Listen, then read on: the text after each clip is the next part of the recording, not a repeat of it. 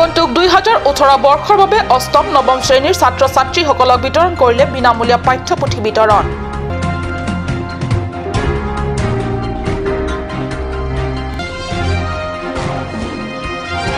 শান্তি আৰু সম্প্ৰীতি অটুট ৰখাৰ স্বাৰ্থত সমগ্ৰ কাৰ্বি আংলং জিলাত আজিৰে পৰা কাৰ্যকৰী হোৱাকৈ বলবৎ কৰা হৈছে ভাৰতীয় দণ্ডবিধি আইন 144 ধাৰা। বালিপথাৰৰ ৰংকিমি প্ৰাথমিক বিদ্যালয় খেলপথাৰত হেমফুৰ দিৱস উলহ মালহেৰে উদযাপন। নমস্কাৰ, অসমীয়া প্ৰাইম টাইমলৈ স্বাগতম জনাইছো। ষ্টুডিঅ'ত মই সঞ্চয়িতা তেৰণপি আগবাঢ়িছো প্ৰথমটো খবৰলৈ। আগন্তুক 2018 বৰ্ষৰ বাবে চৰকাৰী বিদ্যালয়সমূহৰ অষ্টম আৰু নৱম শ্ৰেণীৰ ছাত্ৰ ছাত্ৰীসকলক বিনামূলীয়া পাঠ্যপুথি বিতৰণ কৰিলে। কাৰ্বি আংলং স্কুলসমূহৰ কাৰ্যালয় প্ৰেক্ষাগৃহত 21 ডিচেম্বৰত অনুষ্ঠিত এখন সভাত বিতৰণ কৰে বিনামূলীয়া পাঠ্যপুথি। এইবাৰ নতুন শিক্ষাবৰ্ষৰ আৰম্ভণিৰ আগে আগে এইদৰে ছাত্ৰ ছাত্ৰীসকলক পাঠ্যপুথি বিতৰণ কৰি ৰাজ্যৰ শিক্ষা বিভাগৰ মন্ত্ৰী হিমন্ত বিশ্ব শৰ্মাই এক প্ৰকাৰ এটা উৎকৃষ্ট নজিৰ দেখুৱালে বুলিব পাৰি। ৰাজ্য তথা কাৰ্বি আংলং জিলাৰ শিক্ষা বিভাগৰ অভ্যন্তৰীণ অৱস্থা যিয়ে নহওক, বাহিৰত দেখুৱাই শিক্ষা বিভাগে এইবাৰ শিক্ষাবৰ্ষ আৰম্ভৰ আগে আগে নৱম আৰু অষ্টম শ্ৰেণীৰ ছাত্ৰ ছাত্ৰীসকলৰ মাজত পাঠ্যপুথি বিতৰণ কৰি একাংশ সচেতন মহলৰ দৃষ্টি আকৰ্ষণ কৰিছে।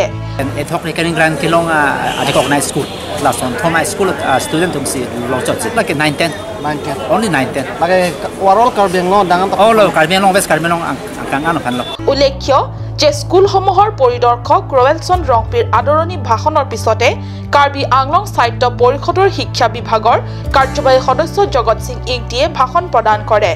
সভাত চৰকাৰী বিদ্যালয়সমূহৰ ছাত্ৰ ছাত্ৰীসকলক বিতৰণৰ বাবে প্ৰধান শিক্ষকসকলৰ হাতত প্ৰদান কৰে। উল্লেখ্য পাঠ্যপুথি বিতৰণী সভাত মুখ্য কাৰ্যবাহী সদস্য তুলিৰাম ৰংহাঙে যোগদান কৰি শিক্ষাৰ ওপৰত সাৰুৱা ভাষণ আগবঢ়ায়। সভাত পৰিষদৰ কাৰ্যবাহী সদস্য অমৰ সিং টিছো, সদস্য পবিত্ৰ ৰংপিও উপস্থিত থাকে। মংগল সিং ক্ৰ ৰিপৰ্ট, কাৰ্ট নিউজ। সমগ্ৰ কাৰ্বি আংলং জিলাতে শান্তি আৰু সম্প্ৰীতি অটুট ৰখাৰ স্বাৰ্থত আজিৰে পৰা কাৰ্যকৰী হোৱাকৈ বলবৎ কৰা হৈছে ভাৰতীয় দণ্ডবিধি আইন 144 ধাৰা। জিলা উপায়ুক্ত কাৰ্যালয়ৰ পৰা জাৰি কৰা এই নিৰ্দেশনা অনুযায়ী পথেৰে 5 জনতকৈ অধিক লোক একেলগে যাব নোৱাৰিব। শোভাযাত্ৰা অথবা সভা সমিতি, ধৰ্ণা কাৰ্যসূচী ৰূপায়ণ কৰিব নোৱাৰিব। শ্লোগান, বেনাৰ, পোষ্টাৰ কৰিব নোৱাৰিব। সমাজ বিৰোধী বা উত্তেজনামূলক ভাষণ প্ৰদান কৰিব নোৱাৰিব। চান্দা বৰঙণি তুলিব নোৱাৰিব। বিনা অনুমতিত মাইকত ভাষণ আদি প্ৰদান কৰিব নোৱাৰিব। জিলা উপায়ুক্ত কাৰ্যালয়ৰ পৰা পৰৱৰ্তী নিৰ্দেশ নিদিয়ালৈকে এই নিৰ্দেশ বাহাল থাকিব।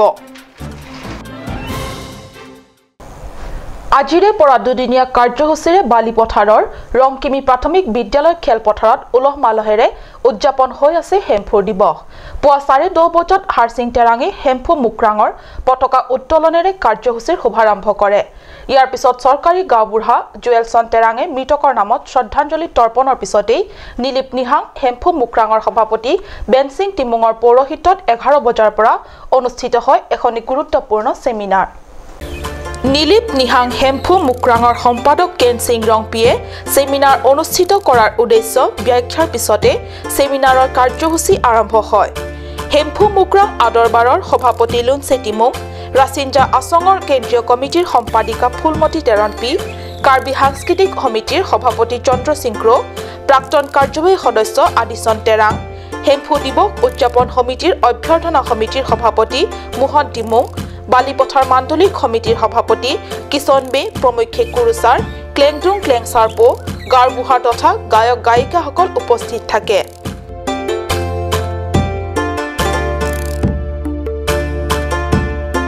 ধৰ্ম সম্বন্ধীয় এই অনুষ্ঠানত কাৰ্বিসকলৰ প্ৰাচীন ধৰ্মৰ ধ্যান ধাৰণাসমূহৰ সময়ৰ সোঁতত উঠি ভাহি যাবলৈ নিদি সংৰক্ষণ আৰু প্ৰচাৰ প্ৰসাৰত গুৰুত্ব দিয়াৰ কথা আলোচনা বিলোচনা কৰে। বুকাজানৰ পৰা আনন্দ তেৰাঙৰ ৰিপৰ্ট, কাৰ্ট নিউজ। পশ্চিম কাৰ্বি আংলঙৰ খেৰণি জিৰিকিনটেং গড়কাপ্তানি পথেৰে মেঘালয় কয়লা ব্যাপক সৰবৰাহ। অসম মেঘালয় সীমান্তৱৰ্তী অঞ্চলৰ কয়লা মাফিয়াৰ দপদপনি। আজি বন বিভাগে জব্দ কৰিলে ভুৱা চালানৰ বিপৰীতে অতিৰিক্ত বোজা কঢ়িয়াই অনা 3খন কয়লা ভৰ্তি ট্ৰাক। জব্দকৃত কয়লা ভৰ্তি ট্ৰাকসমূহৰ নম্বৰ হৈছে ML051338, ML049705 আৰু আনখন ML05J1928 উল্লেখ্য যে ট্ৰাকসমূহ মেঘালয়ৰ পৰা জিৰিকিনটেক আৰু খেৰণী হৈ তেজপুৰলৈ যোৱাৰ কথা আছিল বৰ্তমান তো আহিপনা মানে আধা ৰাস্তা এক্সেল বেয়া হৈছে বুলি ক'লে তো গাড়ীটো মুভ কৰিব নোৱাৰে বুলি ক'লে আমি হেতুৱে ক'লে আপোনাক এতিয়া কি সেই স্থানত গৈ সেইখন ট্ৰাকত জব্দ কৰিব নে নাই জব্দ কৰিম আমি জব্দ কৰিম তাৰপিছতে এইটো গাড়ীটো হেঁতৰ ড্ৰাইভাৰ কাৰণে ক'লোঁ কোনটো এৰিয়াত আছে আমি সুধিলোঁ रोंपी कौन रोंपी कौन रोंपी उधर लंका का आगे जगह ना क्या नाम बताया मालिक का विजय विजय क्या लिखता है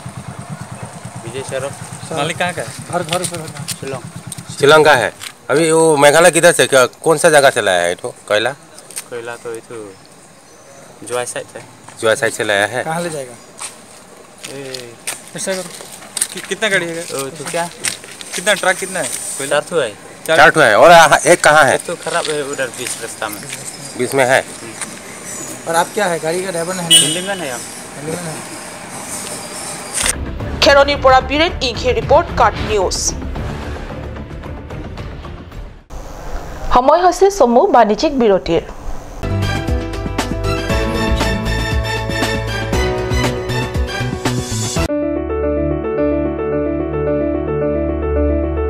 Hoichual Academy, Lurulangso, Difu Karbi Anglong. New admission starts from 15th of December 2017 for the class of playgroup to class 5. The new classes will start from 8th of January 2018. The academy provides many facilities such as computer education, secure environment, music and dance class, art and painting class, playroom, audio-visual room, school tuition, daycare, school tiffin, smart class, child development center, etc. Parents and guardians are requested to collect the admission form from the principal office at office hours. For more details, please contact at 9854-143-772 or you can also contact at 03-671-27900.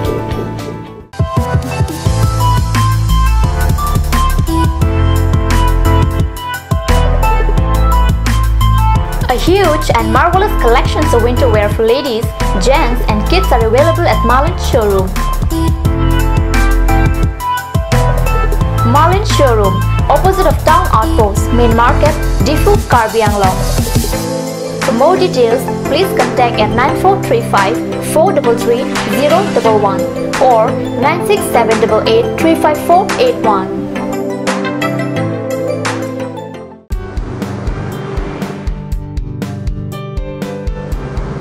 Have one bite of sweetness in your little and great celebration and occasion.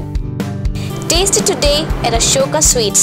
the Soy Building, MG Road, Difu Market. Blossom Beauty Clinic and Training Center. Facilities available: list of haircut, hair treatment, hair oiling, henna, straightening, hair perming, full body spa, coloring, waxing, manicure and pedicure, party makeup. List of facial: signature facial, signature galvanic facial, signature Orleda facial, gold, pearl, diamond facial, fruits facial, cleanup, normal facial, and bleach. Blossom Beauty Clinic and Training Center, KST Road near Aturkimi Outlet, Difu, Karbi Anglong. Banalata Chaudhary Deka 9435539500. কাজ Assam hill small industries development corporation লিমিটেডৰ পৰা ঘৰত নিত্য প্ৰয়োজনীয় সামগ্ৰীসমূহ আপোনালোকৰ বাবে সাজু কৰা হৈছে নিত্য প্ৰয়োজনীয় বিবিধ ৰস ফলৰ ৰস বজাৰৰ দোকানে দোকানে পাব বিশুদ্ধ খোৱা পানী আমৰ ৰস কমলাৰ ৰস সৰিয়হৰ তেল হালধিৰ গুড়ি আমলখিৰ আচাৰ চিত্ৰনলা গাজ টেঙা ইত্যাদি অধিক মাত্ৰাত দোকানত পাব আপুনি বাৰু বিশুদ্ধ খোৱা পানীৰ অভাৱ অনুভৱ কৰিছে নেকি এতিয়া আৰু চিন্তা নাই কাৰণ বজাৰলৈ আহিল কাঞ্চ ৱাটাৰ বিজ্ঞানসন্মত উন্নত মানৰ প্ৰক্ৰিয়াৰে প্ৰস্তুত কৰা কাঞ্চ ৱাটাৰে আপোনাক দূষিত পানীৰ ভয়াৱহতাৰ পৰা আঁতৰত ৰাখিব কাঞ্চ ৱাটাৰ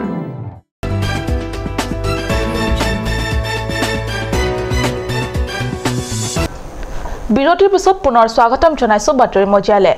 কেনেদৰে চলি আছে ৰাজ্য চৰকাৰৰ অধীনস্থ কাৰ্বি আংলং জিলা স্বাস্থ্য বিভাগ কোটি কোটি ধনৰ আঁচনিৰে বিভিন্ন কাৰ্য ৰূপায়ণৰ ঢাক ঢোল বজাই দুখীয়া ৰাজ্যক প্ৰতাৰণা কৰি থকা ৰাজ্যৰ স্বাস্থ্য মন্ত্ৰী হিমন্ত বিশ্ব শৰ্মাৰ বিভাগত প্ৰকৃততে কি চলি আছে ভালকৈ নিজে অনুসন্ধান কৰিলে ৰাজ্যে নিজে গম পাব কাৰ্বি আংলং জিলাৰ স্বয়ং মুখ্য সদৰ চহৰত অৱস্থিত ডিফু অসামৰিক চিকিৎসালয়ৰ ভিতৰ চৰা প্ৰকৃততে কেনেদৰে চলি আছে চাও আহক আমাৰ সাংবাদিকৰ এই সৰু প্ৰতিবেদন